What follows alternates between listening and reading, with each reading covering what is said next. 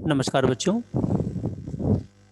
आज हम क्रिया की चर्चा करेंगे और साथ ही कर्म के आधार पर क्रिया के भेद, इस पर भी विस्तृत चर्चा करेंगे। क्रिया, जैसा कि आप जानते हैं कि क्रिया किसे कहते हैं, फिर भी हम इसको परिभाषित करते हैं। जिन शब्दों से किसी घटना या कार्यकलाप के करने या होने की सूचना मिलती है, वे शब्द क्रिया कहलाते हैं। अर्थात जब कोई घटना घटित होती है या कोई काम पूरा हुआ हमें दिखाई देता है, उसकी सूचना, उसकी जानकारी हमें मिलती है, जिन शब्दों से मिलती है वे शब्द क्रिया शब्द कहलाते हैं। हम इसको ऐसे भी कह सकते हैं, क्रियापद वाक्य में किसी कार्य को करने या होने का बोध कराते हैं। अर्थात जब हम कोई वाक्य बोलते हैं या किसी वाक्य को लिखते हैं तो क्रियापद ही होते हैं जो उस वाक्य में किए हुए काम के बारे में हमें बोध कराते हैं, उसकी जानकारी हमें देते हैं। तो अब हम समझ गए हैं कि जिन शब्दों से किसी काम के करने या होने का बोध होता है, हमें पता चलता है, उनको हम क्रिया कहते हैं। क्रिया के लिए बहुत जरूरी है धातु को समझना। धातु का मतलब होता है रूट, अर्थात जो क्रिया की जड़ होती है, जिनसे क्रियाओं का आरंभ होता है, शुरुआत होती है। आइए धातु के बारे में चर्चा करते हैं। पहले क्रिया के मूल रूप को धातु कहते हैं। अर्थात क्रिया का जो मुख्य रूप होता है, मूल रूप होता है, जो उसका बेस होता है, उसी को हम धातु कहते हैं। अगर कोई क्रिया है तो हम उससे धातु की पहचान करना चाहते हैं, तो उसके लिए हमें क्या करना पड़ता है? उसके लिए हमें क्रिया के साथ तू का प्रयोग करके देखना होता है। जैसे तू लिख, तू पढ़, तू देख आदि। इन उदाहरणों में आप क्या देख रहे हैं कि लिख, पढ़ और देख, ये क्रिया के मूल रूप हैं, मुख्य रूप हैं। इनका और टुकड़ा नहीं हो सकता, इनको और छोटे छोटे भागों में नहीं बांटा जा सकता है। अर्थात इससे छोटे ये नहीं हो सकते हैं, अर्थात इन्हीं को हम धातु कहते हैं। तो क्रिया के मूल रूप के अर्थात धातु के और टुकड़े नहीं हो सकते हैं। अर्थात इन्हीं धातुओं से हम क्रिया के अन्य रूपों का निर्माण करते हैं। कैसे? जैसे लिख शब्द है हमारा, इसी से हम क्रिया के अन्य रूपों का प्रयोग करते हैं, उनको निर्मित करते हैं, बनाते हैं। जैसे लिख से लिखा, जैसे मैंने पत्र लिखा, या तुम पत्र लिखो, लिख, लिखा, लिखो, लिखवाया, लिखवाऊंगा, लिखवाऊंगी, पढ़, पढ़ा, पढ़े, पढ़ूंगा, पढ़ूंगी, पढ़वाया, पढ़वाऊंगी, पढ़वाएंगे। तो इनसे ही, अर्थात इन धातुओं से ही, जैसे वृक्ष की अलग अलग टहनियाँ अलग अलग दिशाओं में चली जाती हैं, अर्थात अपना वो आकार ले लेती हैं अलग अलग रूप में, ऐसे ही इन धातुओं से भी अलग अलग प्रकार की क्रियाएं हम निर्मित कर लेते हैं, जो अलग अलग स्थानों पर अलग अलग रूपों में प्रयोग की जाती है। क्रिया के दो प्रकार होते हैं, हमें इनको भी समझना अनिवार्य होता है। कोई भी वाक्य होता है, जब हम उसको पढ़ते हैं या हम उसको लिखते हैं, तो उसमें एक क्रिया हमेशा ही मुख्य होती है। इसके साथ साथ सहायक क्रिया भी होती है या नहीं भी होती है, लेकिन मुख्य क्रिया अवश्य ही एक होती है। तो क्रिया के प्रकार कितने हैं? क्रिया के दो प्रकार हैं। पहला है मुख्य क्रियापद, दूसरा है सहायक क्रिया पद। वे पद जो वाक्य में, किसी सेंटेंस में क्रिया के मुख्य अर्थ का बोध कराते हैं, क्रिया के मुख्य अर्थ के बारे में हमें जानकारी देते हैं, उनको हम मुख्य क्रियापद कहते हैं। अब हम इसको उदाहरण से स्पष्ट करेंगे, बात को समझने का प्रयास करेंगे। जैसे हम प्रयोग करते हैं, सीता गाना गा रही है। अब आप देख रहे हैं, गा रही है, ये जो तीनों पद हैं ये क्रियापद हैं। लेकिन गा जो गाने की क्रिया हो रही है, रहा रही रहने की क्रिया हो रही है, होने की क्रिया हो रही है। अब इसमें आप देख रहे हैं कि जो गा पद है वह मुख्य क्रिया है, रहना या है होना ये मुख्य पद नहीं है। अतः हम कह सकते हैं कि गा है यह मुख्य क्रिया पद है। इसमें रही है ये हमारी सहायक क्रियाएं प्रयोग हुई है जो वाक्य को पूरा करने में सहयोग दे रही है। दूसरा है हमारा सहायक क्रियापद। वे पद जो वाक्य में मुख्य क्रिया की सहायता करके वाक्य को पूर्णता प्रदान करते हैं उनको हम क्या कहते हैं? सहायक क्रियापद कहते हैं। अर्थात मुख्य क्रिया का प्रयोग तो होता ही है, साथ में कुछ सहायक क्रियाओं का प्रयोग भी हो सकता है या होता है।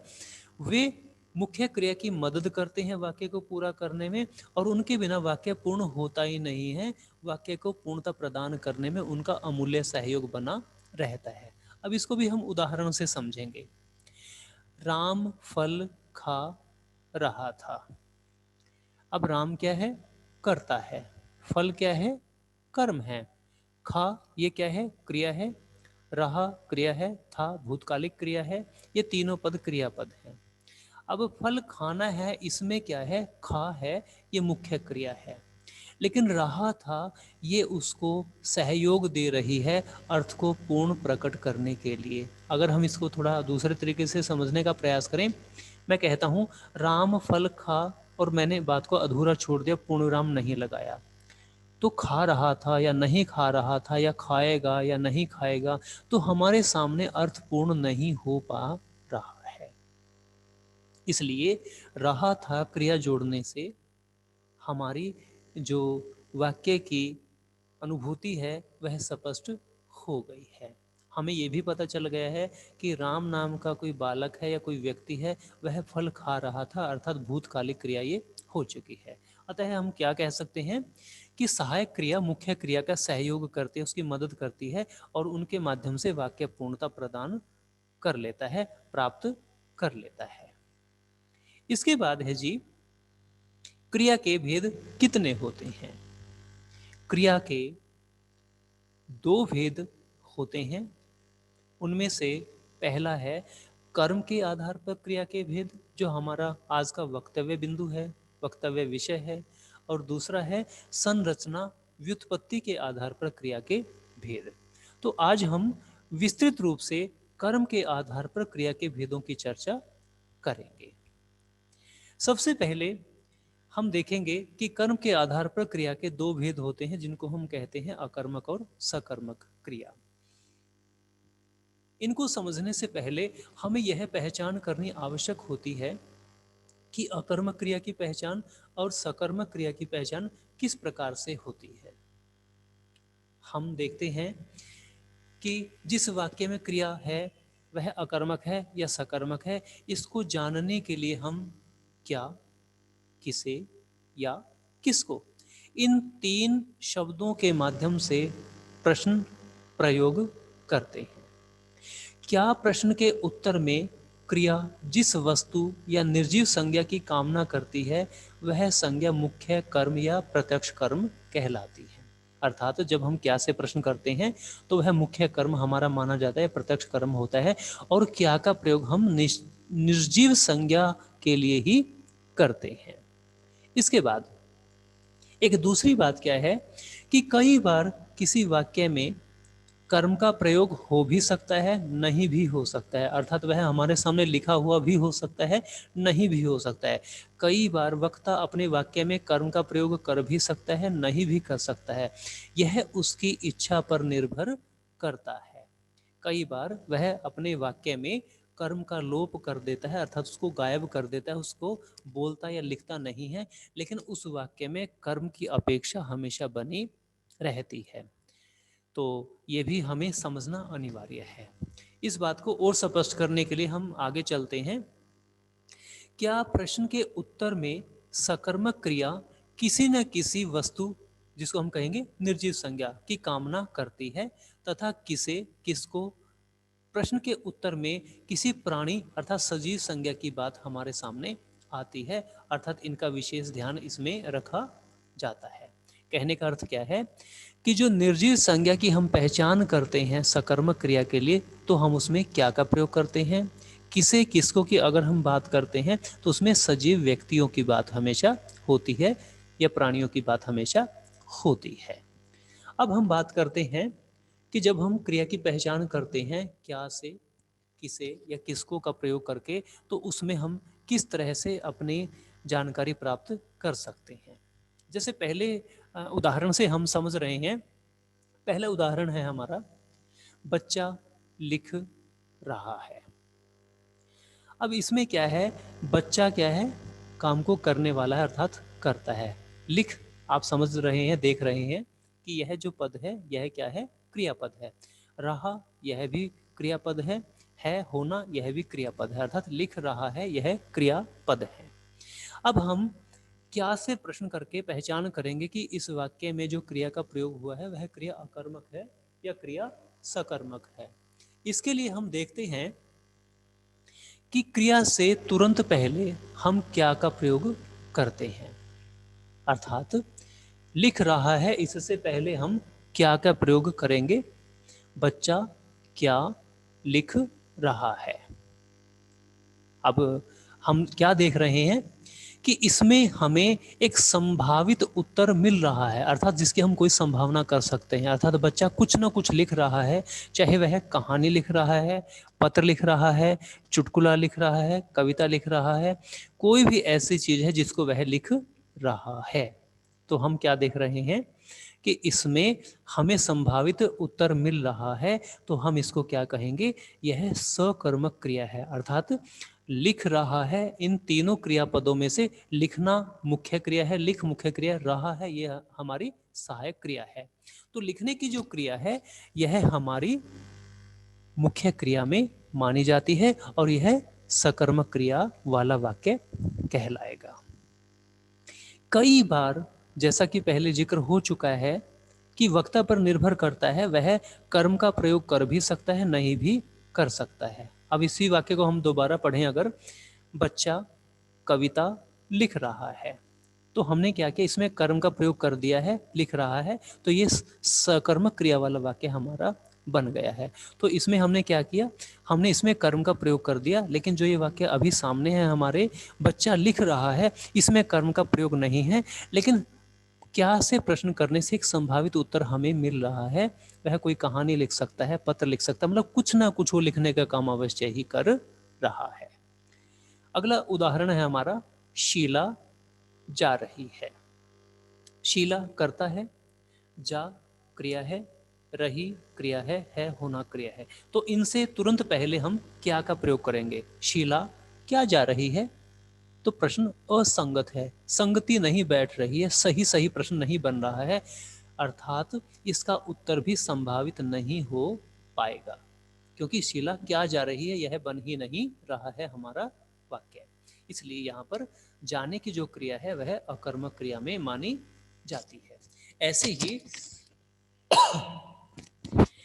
बच्चे सो रहे हैं, बच्चे करता है, सो रहे हैं, ये तीनों क्रियापद हैं। इनसे पहले हम किसे या क्या का अगर प्रयोग करके देखते हैं, बच्चे क्या सो रहे हैं, बच्चे किसे सो रहे हैं, तो हम क्या देखते हैं कि असंगत प्रश्न बन रहा है, संभावित उत्तर हमें नहीं मिल रहा है, क्योंकि क्या से, किसे से या किसको लगाने से प्रश्न बन ही नहीं रहा है। तो यह क्रिया हमारी अकर्मक क्रिया कहलाएगी।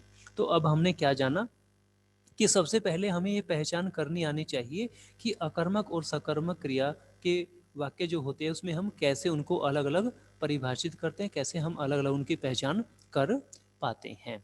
तो इसके लिए हमें क्या, किसे और किसको से प्रश्न कर लेना चाहिए। मुख्य रूप से हम क्या का प्रयोग ही कर लेते हैं। अगर प्रश्न बन रहा है, संभावित उत्तर हमें मिल रहा है, तो वह वाक्य हमारा सकर्मक क्रिया वाला वाक्य कहलाएगा, अन्यथा वह अकर्मक क्रिया बन जाएगी। इसके बाद है जी हमारा कर्म के आधार पर क्रिया के भेद। जैसा कि अभी जिक्र हुआ है कि कर्म के आधार पर क्रिया के दो भेद होते हैं, उनमें से पहला भेद है अकर्मक क्रिया। जैसा कि नाम से ही स्पष्ट हो रहा है कि कर्मक के आगे हमने अ लगा दिया, कर्म का मतलब है कर्म, अ का मतलब है विलोम हो गया, उसका उल्टा हो गया, कर्म नहीं है जिसमें, अर्थात नहीं का बोध इसमें हो रहा है, अर्थात वह वाक्य जिसमें क्रिया के साथ कर्म का प्रयोग हुआ ही नहीं है उसको हम अकर्मक क्रिया कहते हैं। वाक्य में जिस क्रिया को कर्म की आवश्यकता नहीं पड़ती है उसे अकर्मक क्रिया कहते हैं। अर्थात ऐसे वाक्य जिसमें कर्म की जरूरत ही नहीं होती है, उनके बिना भी काम चल जाता है, वाक्य पूरा हो जाता है, ऐसी क्रियाओं को हम अकर्मक क्रिया कहते हैं। उदाहरण से हम देख सकते हैं, जैसे आना, जाना, रोना, चलना, दौड़ना, सोना, हंसना, मुस्कराना, उठना, बैठना आदि ये ऐसी क्रियाएं हैं जिनके प्रयोग में हमें कर्म की आवश्यकता होती ही नहीं है, तो ये क्रियाएं हमारी अकर्मक क्रियाएं कहलाती हैं। अब हम इसको वाक्य के उदाहरण से स्पष्ट करने का प्रयास करते हैं। जैसे पक्षी उड़ रहे हैं। उड़ना, रहे, रहना, है, होना, ये जो तीनों पद हैं ये क्रियापद हैं। अब हम इनसे तुरंत पहले क्या का प्रयोग करके देखते हैं। पक्षी क्या उड़ रहे हैं, पक्षी किसे उड़ रहे हैं, पक्षी किसको उड़ रहे हैं। तो इससे असंगत प्रश्न बन रहा है, कोई संभावित उत्तर भी हमें नहीं मिल रहा है। तो हम क्या अनुमान कर रहे हैं कि उड़ना जो क्रिया होती है, जो मुख्य क्रिया उड़ना है इसमें, वह अकर्मक है, क्योंकि पक्षियों को उड़ने के लिए किसी कर्म की आवश्यकता होती ही नहीं है। तो पक्षी उड़ रहे हैं, यह जो वाक्य है यह अकर्मक क्रिया का उदाहरण बिल्कुल सही है। दूसरा है बच्चे घर पर आ गए। आ, आना, गए, ये भूतकालिक क्रिया है। तो इन दोनों क्रियाओं में जो आना है यह मुख्य क्रिया है। अब इससे पहले हम क्या करेंगे, क्या का प्रयोग करेंगे।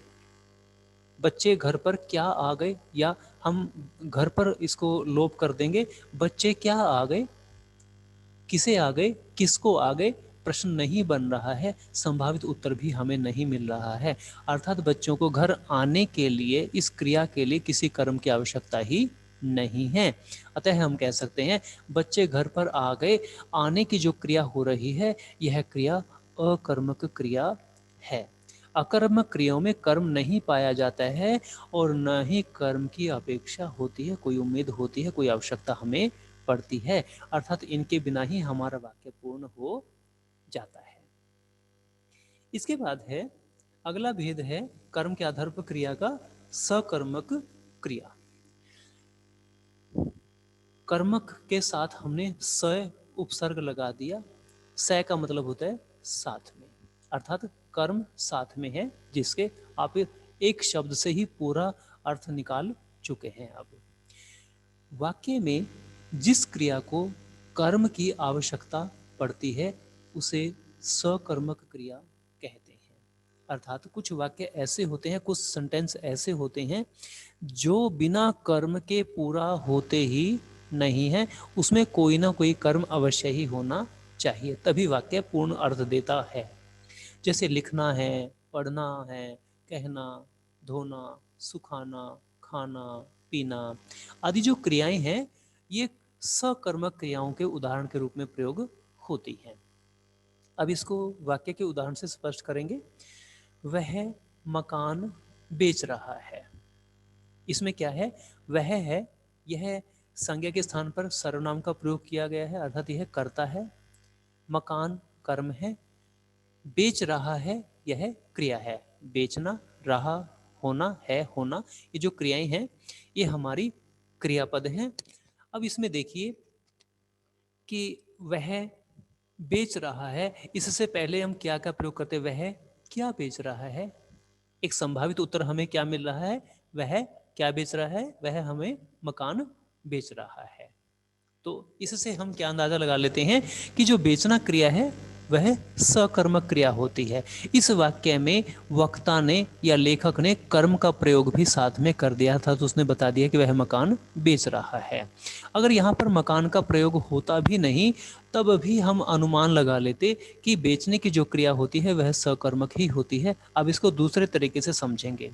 मान लीजिए इस वाक्य में मकान पद का प्रयोग हुआ ही नहीं है और यह लिखा हुआ है वह बेच रहा है, तो यह वाक्य भी सकर्मक वाला ही वाक्य है। क्यों? हम देखते हैं वह, इसके बाद हम बेच रहा है से पहले क्या प्रयोग करेंगे? क्या का। क्या से प्रश्न करेंगे? वह क्या बेच रहा है? वह कुछ तो बेच रहा है।